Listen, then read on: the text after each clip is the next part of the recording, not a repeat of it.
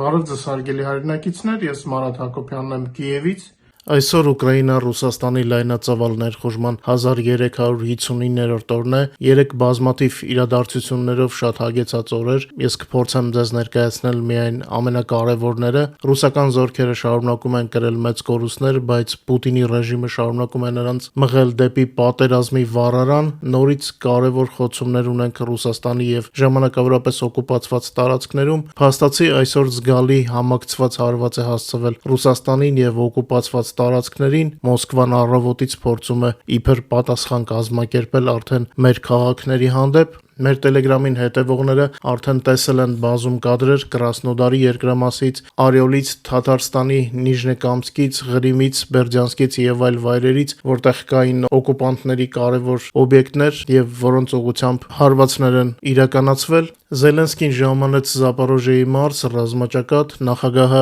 Արեխովի ուղղությունն է այցելել, որտեղ վերջին օրերին ծանր մարտեր են գնում։ Միջելոց Ամերիկայում կառավարության շատդաունը ավարտվեց, Թրամփը ստորագրեց կառավարության ֆինանսավորման վերսկսման մասին օրենքը։ Սա նշանակում է, որ Ուկրաինային զենքի մատակարարման գործը տեղից կշարժվի։ Մեծ յոթնյակի եւ Եվրոմիության երկրները ընդգծել են Ռուսաստանի եւ Ուկրաինայի միջև բանակցությունների հիմքում ներկայիս առաջնագիծն օգտագործելու անհրաժեշտությունը եւ վերահաստատել են իրենց լիակատար աջակցությունը Ուկրաինային նրա տարածքային ամբողջականությունը պաշտպանելու գործում։ Սա այսպես ասած կարմիր գծերի նոր ֆիքսումն էր։ Լեհաստանի արտաքին գործերի նախարար Ռադոսլավ Սիկորսկին հայտարարել է, որ Ուկրաինան կարող է շարունակել պատերազմը եւս 3 տարի, իսկ Պուտինը ցույց է տալիս ռազմական ձախողում եւ չի կարող այդքան երկար դիմադրել։ Հետաքրքիր հայտարարություն է, չէ՞։ Չնայած նրան, որ Պուտինը փորձում է պատկեր ստեղծել, որ ինքն է դոմինանտը, իսկ մենք դիմակայողը։ Մենք իրոք դիմակայողի դերում ենք, բայց նաեւ հնարավորությունը չենք կորցնում հարվածել Ռուսաստանին եւ ազատագրել մեր տարածքները։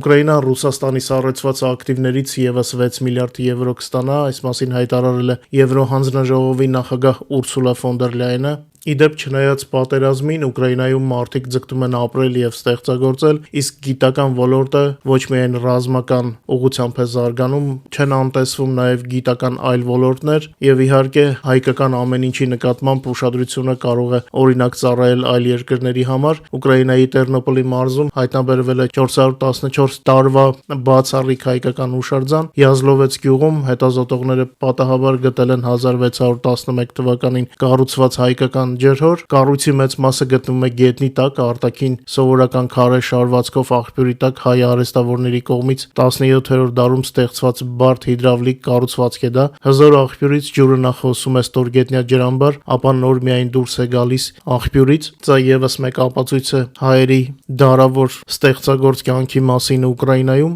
եւ նաեւ այն վերաբերմունքի, որը կա Ուկրաինա պետության կողմից հայկական մշակույթի հանդեպ։ Մինչ մեր եթերի այլ թեմաներին անցնելը, խնդրում եմ ձեզ օգտագործեք YouTube-ի գործիքները մեր եթերին աջակցելու համար, լայքեք եւ եթե կարելի է տարածեք սոցիալական ցանցերում մեր այս եթերը, իսկ ովքեր դեռ բաժանորդագրված չեն, խնդրում եմ բաժանորդագրվեք, հուսամ ընտրածս լուրերը ձեր սրտով են։ Իրոք շատ ծանր պատերազմի փուլ ենք մտել, փոխադարձ հարվածները գնալով սաստկանում են եւ զենքի կարիքը գնալով ավելանում է։ Ուկրաինան Ամերիկայից կստանա եւս $500 միլիոն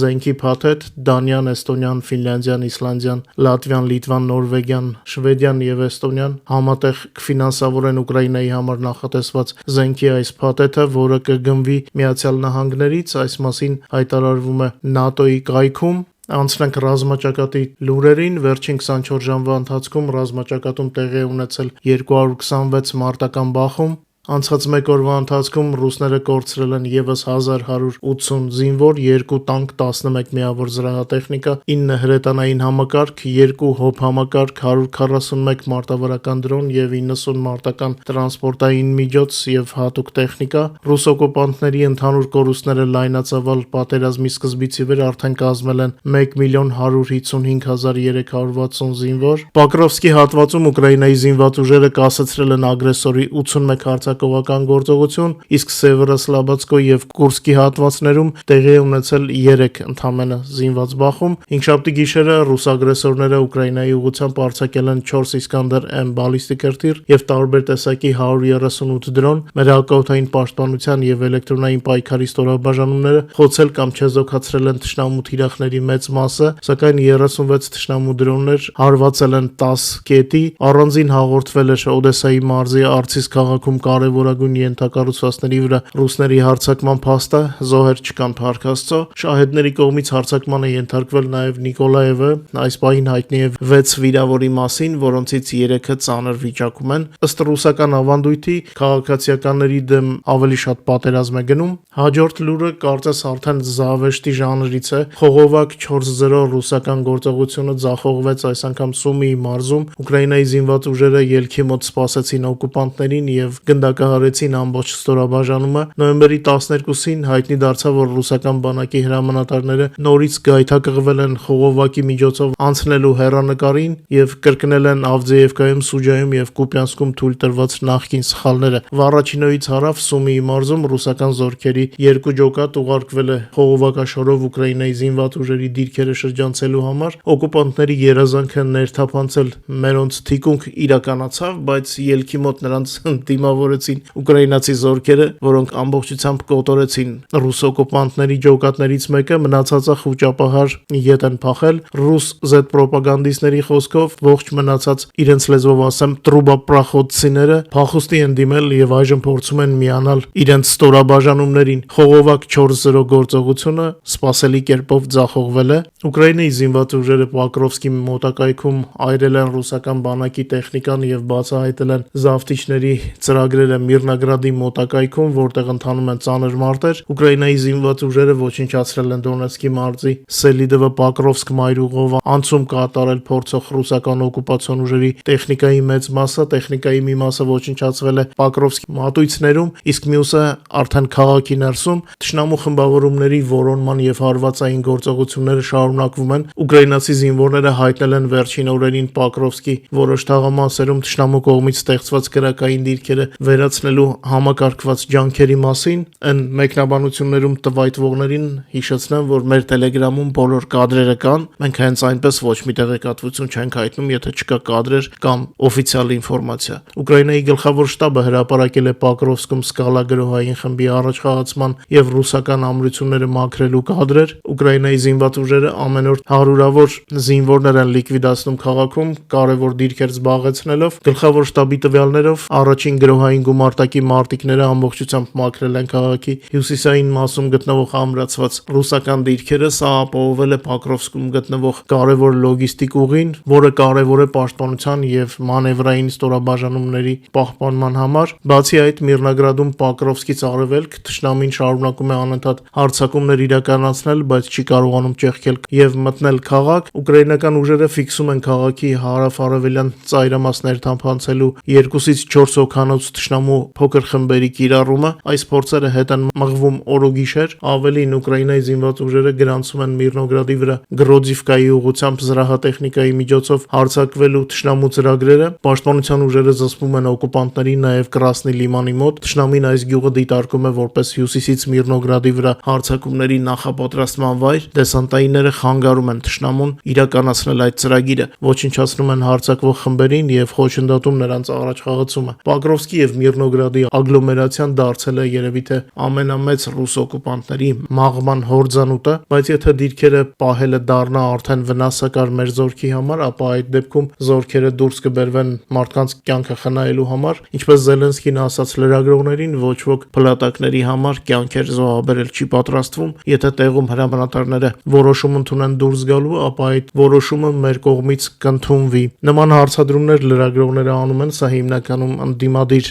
ուժերի լրագրողներն են, իրենք փորձում են ցույց տալ, թե ասենք իշխանություններից շատ են հոգ տանում մեր զինվորների մասին եւ ստիպված նման հայտարարություններ է արվում, որը ցավոք թշնամին կարող է օգտագործել, ասենք իր ապատեղեկատվության մեջ, հա։ Դա ինչպես Հայաստանում 5-րդ շարասյունը այնպիսի լրատվական ֆոն է ստեղծում, որ ռուսները արդեն իրենց ապատեղեկատվությունն են տարածում։ Երեք ռուսները խոսել էին իբր թե ուկրաինական ցորենը ավելի թանկ է, քան թե ռուսականը, ինչը աբսուրդի ժանրից է։ Շարունակեմ մեր մարտական լրատվությունը։ արտադրությունը, այս պահին ուկրաինական զորքի դուրսբերման ծայրահեղ անհրաժեշտություն չկա, բայց պրեզիդենտի այս խոսքերը եւ դիրքորոշումը մեսիջ է հանրությանը, որ մարդկային կյանքերը առաջնահերթություն են։ Երևի կհիշեք Խարկովի մարզի ազատագրման ֆոնին Խերսոնի ազատագրումը բավականին երկար տևեց։ Շատերը շտապեցնում էին, թե ինչու ավելի արագ ուկրաինացիները չեն գրոհում Խերսոնը, բայց դա արվում էր համեմատաբար դանդաղ, հենց մեր զինվորների կյանքը խնայելու համար։ Մենք մեր մարդկանց չենք գտնում օդից եւ յուրաքանչյուրի կյանքը կարեւոր է մեզ համար։ Պոկրովսկի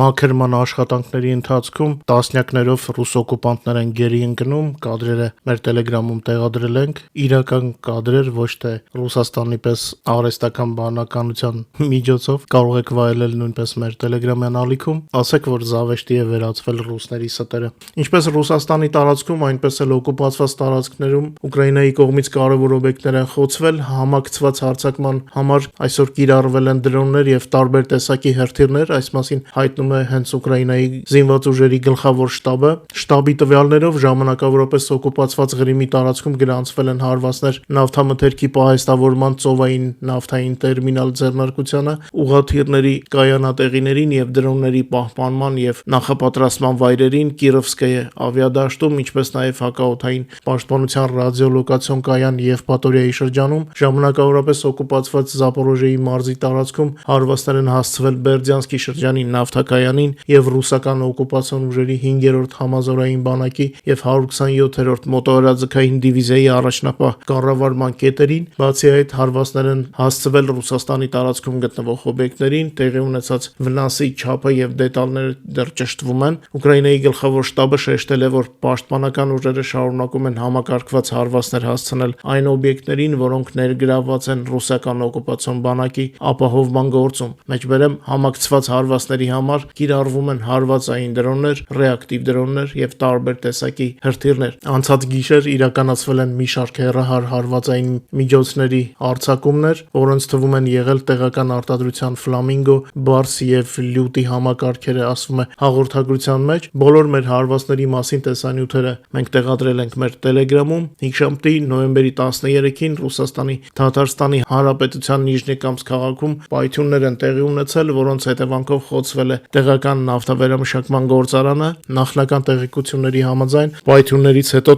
գործարանում հրդեհ է բռնկվել, վնասվել է թորման կայանը, լրացուցիչ մանրամասներ դեռևս չկան մեր եթերի պատրաստման պահին։ Համացանցում հայտնվել են լուսանկարներ եւ տեսանյութեր, որոնք ցույց են տալիս գործարանի վրա հարվածների հետևանքները։ Դրանք ինչպես միշտ մեր Telegram-յան ալիքում են, կարող եք վայելել։ Իսկ օրերս խոցված եւս մեկ նավթավերամշակման գործարան, Օրսկ Նեֆտեգորսինթեզ գործարանը ամբողջովին կանգ է առել ըստ օֆիցիալ վերսիայի վերականգնման։ Տեսնենք, թե որքան կտևի այդ վերականգնումը, որովհետեւ արևմուտքից տեխնոլոգիական նորարարություններ կատարելու հնարավորություն Ռուսաստանը չունի, Չինաստանից է փորձում բերել, իսկ դա նոր խնդիրներ է առաջացնում։ Ուկրաինան ավելի ու ավելի է ավելացնում Ռուսաստանի թիկունքում եւ օկուպացված տարածքներում հարվածները, սկսած Ռուսաստանի տարածքի վրա Ֆլամինգո թևավոր հրթիռների արձակումից մինչեւ օկուպանտների կարևորագույն ենթակառուցվածքների վրա դրոնների շարունակական հարձակումները։ Մադյարի ստորաբաժանման դրոնները կրկին հարվածել են Ֆեոդոսիայի ծովային նավթային տերմինալին, ինչի մասին Գենշտաբի ռելիզում էր ասվում,